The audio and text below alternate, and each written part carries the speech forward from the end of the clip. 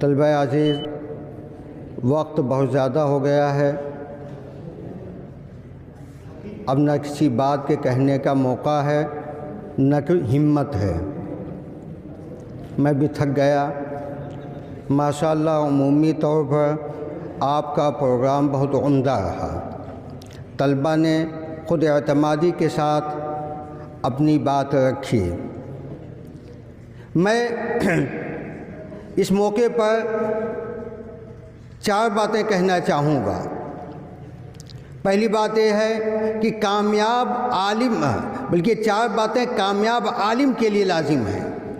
اگر کوئی کامیاب عالم بننا چاہتا ہے تو اس کے لیے 4 باتیں لازم ہیں۔ پہلی بات یہ ہے کہ درس نظامی کو محنت سے پڑھے۔ محنت سے پڑھے گا نہیں تو بنیادی صلاحیت نہیں بنے گی۔ اور دوسری بات یہ ہے کہ پڑھنے کے بعد خوب مطالعہ کرے۔ مطالعہ ہمہ جہت ہونا چاہیے اور ہر موضوع پر ہونا چاہیے۔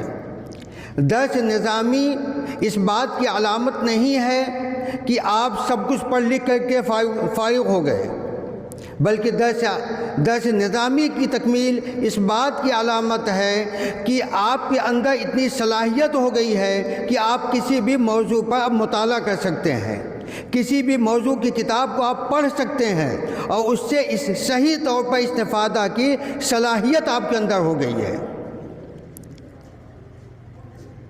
علامہ انور شاہ کشمیری رحمۃ اللہ علیہ جب مرض الوفات میں ہوئے، بلکہ یہ خبر پھیل گئی کہ حضرت کا آخری وقت ہے، تو دارالعلوم اور دیوبند کے آپ کے محبین سب دوڑے۔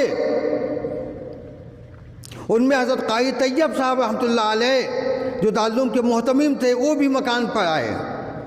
جب پہنچے تو دیکھا کہ حضرت علامہ تو مطالعہ فرما رہے، تو تعجب ہوا کہ اس وقت مطالعے کا کیا موقع ہے۔ یعنی حضرت کی زیادہ طبیعت کی خرابی کی جو بات تھی وہ تو غلط تھی، لیکن حضرت واقعی میں بیمار تھے۔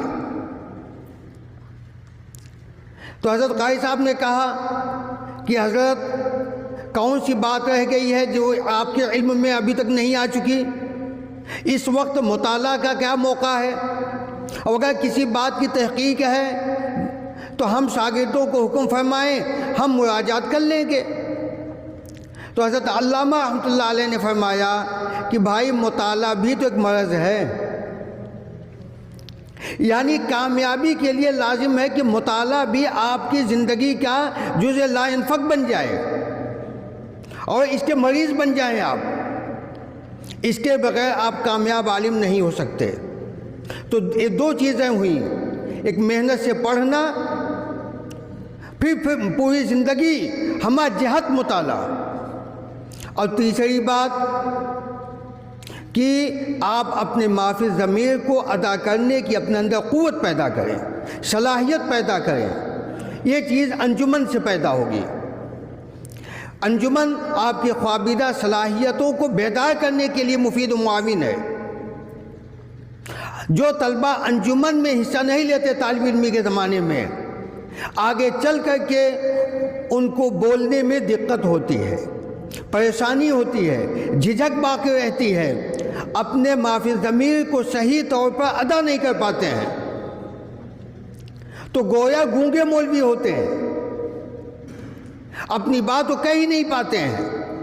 اور چوتھی چیز ہے آپ کے اندر لکھنے کی صلاحیت ہو، جو دیواری پرچوں کے ذریعے حاصل کیا جا سکتا ہے۔ یہ 4 باتیں کسی کامیاب مولوی کے لیے ہیں، لیکن 5ویں بھی اس کے ساتھ ہے کہ جو کچھ پڑھا اس کے مطابق عمل بھی ہو۔